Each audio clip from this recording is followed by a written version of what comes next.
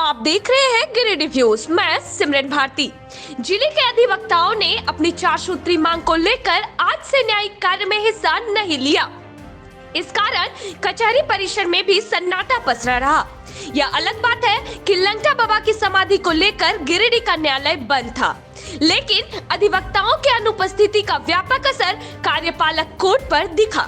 उल्लेखनीय है कि राज्य सरकार द्वारा कोर्ट फीस में बढ़ोतरी कर दिए जाने की मांग को लेकर अधिवक्ता आंदोलन पर है। इसी के विरोध में वकालत खाना के सामने अधिवक्ताओं ने धरना दिया, जिसका नेतृत्व जिला अधिवक्ता संघ के महासचिव चुन्नूकांत ने किया। इस अवसर पर अपने संबोधन में विस्तार से चुन्नूकांत ने इस विषय को रखा और बताया कि किस परिस्थिति में अधिवक्ताओं को यह कठोर लाइन लेना पड़ा। कोर्ट फीस की बढ़ोतरी राज्य के गरीब और कमजोर लोगों को न्याय से वंचित करने जैसा है और कई पक्षकार अपने मुकदमे में पैर भी आगे नहीं बढ़ा पा रहे हैं, क्योंकि उनके पास भारी भरकम फीस के रूप में कोर्ट फीस के लिए पैसा नहीं है। धरना में पूर्व मंत्री अधिवक्ता चंद्रमोहन प्रसाद, निरंजन प्रसाद, मनीष उसको बढ़ा करके 3 लाख रुपया कर दिया, 10 गुना कर दिया। अब आप समझिए कि कोई नारा देती है देश की सरकार की हम जनता को शीघ्र और सुलभ न्याय देंगे, सस्ता न्याय देंगे। एक गरीब व्यक्ति जिसको केवल पैतृक संपत्ति है, अगर उस पर किसी की नजर लग जाए, कोई उसको हड़पना चाहे और वो अगर कोर्ट में सूट दायर करना चाहता है, तो उसको अगर उस संपत्ति का मूल्य आज अगर उस रूप में है तो उसको 3 लाख रुपया जमा करना पड़ेगा, तब वो सूट दायर कर सकता है। जमीन में विवाद है, वो जमीन बेच नहीं सकता और 3 लाख रुपया जुगाड़ कर नहीं सकता। इसका मतलब है कि ये सरकार कोर्ट फीस में अगर संशोधन नहीं करे तो निश्चित रूप से हम तो ये कहेंगे कि वैसे तत्वों को बढ़ावा देने वाला ये कानून है जो किसी गरीब का, कमजोर का, मजलूम का, असहाय का जमीन लूटना चाहता है। इसका सीधा सीधा प्रत्यक्ष मानून अर्थ यही निकलता है। इसलिए हम लोग इसका विरोध कर रहे हैं। कोई सूट दूसरा फाइल करे, प्राइवेट फाइल करे और छोटे छोटे मामलों में आवेदन दे। पहले मुंशी जी को बेचारा 2 रुपया लगता था तो अप्लाई कर देता था, आज 20 रुपया लगता है। अगर 10 को आवेदन देना तो मुंशी जी को पहले खूब कर्जा लेना होगा। कोई जूनियर अधिवक्ता है, क्या वो घर से 500 रुपया लेकर के निकलेगा कि हमको नकल निकालना है? नहीं कर सकता। तो हम पूछते हैं ये कौन देखेगा? ये राज्य सरकार देखेगी। ये लोक कल्याणकारी सरकार है, ये उनका दायित्व बनता है कि वो तय करे कि देश की जो जनता है, देश की जो आवाम है, देश के जो नागरिक है, वो कैसे अमन से, चैन से, शांति से रह सकते हैं। ये देखना सरकार का काम है, लेकिन वैसा नहीं करके कोर्ट फीस बढ़ा करके कुंभकर्ण की निद्रा में सो गई है। हम लोगों ने इसके पहले रोड पर आकर के इसका प्रतिवाद किया था, विरोध किया था, कहा था कि ये कोर्ट फीस जो बढ़ा है उसको वापस लो, और तब हम लोग को लगा था कि नहीं ये वापस ले लेगी। लेकिन सरकार ने कहा कि तुमको जो करना है सो करो, हमको जो जी में आएगा हम वही करेंगे। लोकतंत्र में ये नहीं चलता है। लोकतंत्र में उसके मायने हैं, उसके मानदंड है और उसी अनुरूप सरकार चलती है। और सरकार जब उसके अनुरूप नहीं चलेगी तो उसका विरोध होगा। और हमको इस मंच के माध्यम से, ये राजनीतिक मंच नहीं है, ये विशुद्ध रूप से अधिवक्ताओं का मंच है, जो एक सामाजिक मंच है।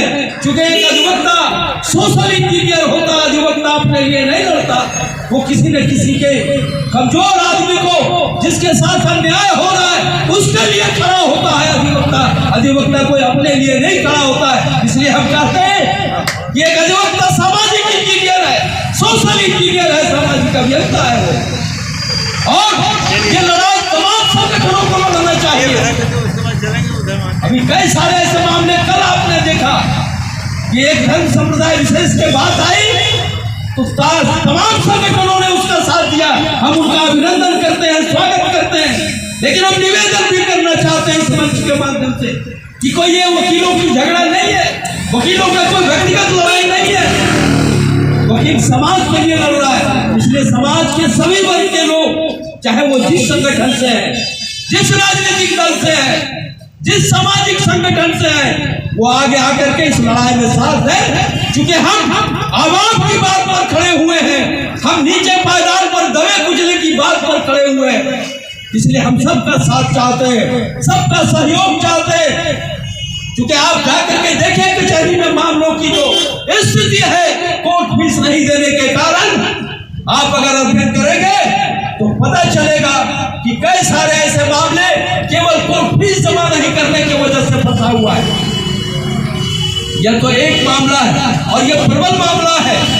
इसलिए इस मंच के माध्यम से हम पुनः निवेदन करना चाहते हैं कि सरकार इसको वापस ले, नहीं तो अधिवक्ता इस बार आर पार की लड़ाई के मुड़ में है। हम लोगों ने अभी 2 दिनों का अल्टीमेटम दिया है। हमारे राज्यपाल काउंसिल के भी सदस्य यहाँ मौजूद हैं, वो विस्तार से अपनी बात को रखेंगे। 8 तारीख को तय हुआ है कि रांची में जाकर के हम लोग आगे की रणनीति तय करेंगे और उसके बाद जरूरत पड़े तो जब तक सरकार इस फैसले को वापस नहीं लेगी, हम लोग भी डटे रहेंगे, हम लोग भी डटे रहेंगे। हम ये मानते हैं, हम ये स्वीकार करते हैं कि जब अधिवक्ता अपने काम से अलग होता है तो जूनियर अधिवक्ताओं को तकलीफ होती है, उसको आर्थिक संकट से जूझना पड़ता है, लिटिगेंट्स को तकलीफ होता है, उसका काम अटक जाता है। लेकिन अगर घुमा करके आप देखें तो ये काम हम उन्हीं के लिए कर रहे हैं। आज हमारे जूनियर अधिवक्ता साथी हैं, सरकार में कई सारे पद हैं जो अधिवक्ता के पैनल से होता था, चाहे वो एपीपी का मामला हो, पीपी का मामला हो, वो बहाली एडवोकेट्स के थ्रू होता था। यहाँ चंद्रमोहन प्रसाद जी बैठे हैं, इस राज्य का जब गठन हुआ था तो ये लोग सरकार के मुखिया थे, अगुआ थे, और तब सारी ऐसी व्यवस्था थी कि एक वकील पीपी होता था, एपीपी होता था। आज वो व्यवस्था बंद है, हमको उस विटनेस का अवसर मिलता था, आपने उसको बंद कर दिया। इसलिए हम ये कहते हैं कि सरकार जन विरोधी है और सरकार को चाहिए कि एपीपी और पीपी की बहाली अधिवक्ता पैनल से हो, तभी हम आगे बेहतर काम कर सकते हैं, हमको अवसर मिल सकेगा। लेकिन सरकार वो भी नहीं कर रही। हमारी मांग है कि हम चाहते हैं कि राज्य में एडवोकेट प्रोटेक्शन एक्ट लागू हो। हम फिर से इस बात को दोहराएंगे कि अधिवक्ता अपने लिए नहीं खड़ा होता है, वो वैसे व्यक्ति के साथ खड़ा होता है जिसके साथ न्याय नहीं हो पा रहा। लेकिन कई बार आप देखे होंगे कि अधिवक्ता को केवल किसी की पैरवी करने के लिए खड़ा हुआ है, उसको झूठे मुकदमे में फंसा दिया जाता है। हमारे पास दर्जनों मामले, हम अभी उसका जिक्र नहीं करेंगे क्योंकि मैं एक राजनीतिक विशेष पार्टी से जुड़ा हूं। लोग कहेंगे कि नहीं चुन्नू बाबू यहाँ से राजनीति कर रहे हैं, लेकिन आए दिन अधिवक्ता के साथ ऐसा होता है कि उसको झूठे मुकदमे में फंसाया जाता है, उस पर हमला होता है, उसकी सुरक्षा की कोई व्यवस्था नहीं है। एक सामान्य आदमी छोटा सा पद ग्रहण करता है तो उसकी सुरक्षा की सारी व्यवस्था होती है, लेकिन एक अधिवक्ता जो सुबह से लेकर के शाम तक अपने मुवक्किल के लिए संघर्ष करता है, उसकी सुरक्षा की कोई व्यवस्था नहीं। जिसको मन में आवे उस पर हमला बोलते। हम चाहते हैं कि राज्य में एडवोकेट प्रोटेक्शन एक्ट लागू हो। हमारी एक मांग है कि सरकार बजटरी प्रोविजन करे। हम लंबे समय से कह रहे हैं कि अधिवक्ताओं का ग्रुप बीमा हो, हेल्थ इंश्योरेंस हो। हमारी अपनी इतनी आमदनी नहीं कि हम ये सारी व्यवस्था कर सके। एक अधिवक्ता का जब निधन होता है तो उसका पूरा परिवार सड़क पर आ जाता है, उसको देखने वाला कोई नहीं होता है। कल तक जिसकी सामाजिक पहचान होती है, सामाजिक रुतबा होती है, आन बान शान का जीवन होता है, वही जब उसका परिवार का कमाऊ अधिवक्ता चला जाता है तो वो परिवार हंसिए पे चला होता है, उसको कोई देखने वाला नहीं होता।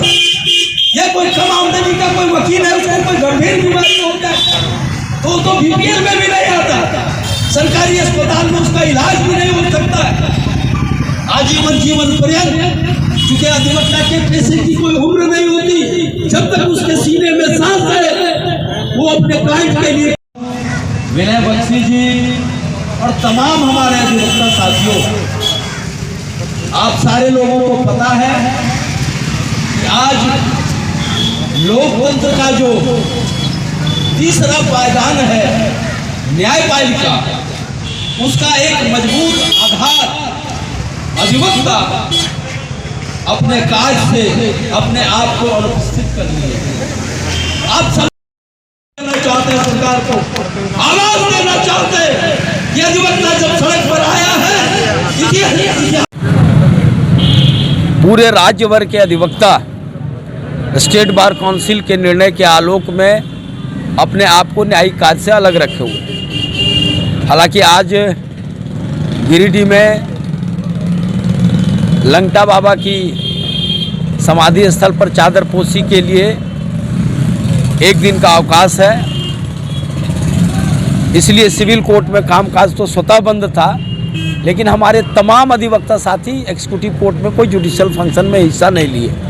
हम वैसे अपने तमाम अधिवक्ता साथियों का क्रांतिकारी अभिनंदन करते हैं, उनका हृदय से आभार व्यक्त करते हैं और आपके चैनल के माध्यम से पूरे आवाम को यह बताना चाहते हैं कि अधिवक्ताओं को आखिर ऐसा कठोर फैसला क्यों लेना पड़ा। हमारी पहली जो सबसे बड़ी मांग है वो ये है कि सरकार ने बिल्कुल अजीबोगरीब तरीके से कोर्ट फीस में एक साथ 10 गुना से ज़्यादा की वृद्धि कर दिया है। इसलिए हम लोग कहें कि ये राज्य के पक्षकारों पर बोझ जैसा है, खास करके जो गरीब, कमज़ोर, मजलूम पक्षकार हैं वो मुकदमा नहीं लड़ सकेंगे। हमारी दूसरी मांग है कि आए दिन अधिवक्ताओं पर हमले होते हैं, झूठे मुकदमे फंसाए जाते हैं। हम ये लंबे समय से मांग कर रहे हैं कि राज्य में एडवोकेट प्रोटेक्शन एक्ट लागू हो।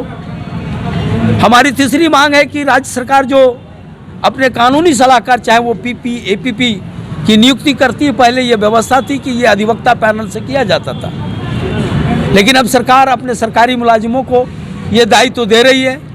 हम इसका भी प्रतिवाद करते हैं और मांग करते हैं कि अब भविष्य में पुरानी व्यवस्था के तहत एपीपी और पीपी की बहाली हो।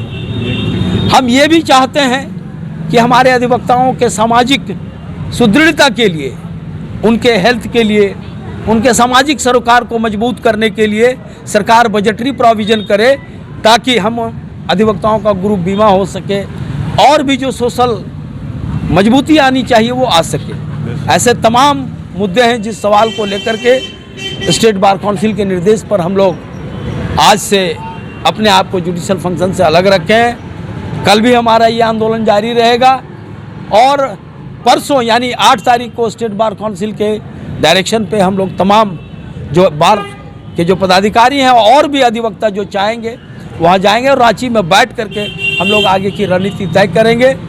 एक बार पुनः आपके चैनल के माध्यम से हम अपने अधिवक्ता साथियों से निवेदन करेंगे कि इसी तरह से अपने चट्टानी एकता का परिचय दें।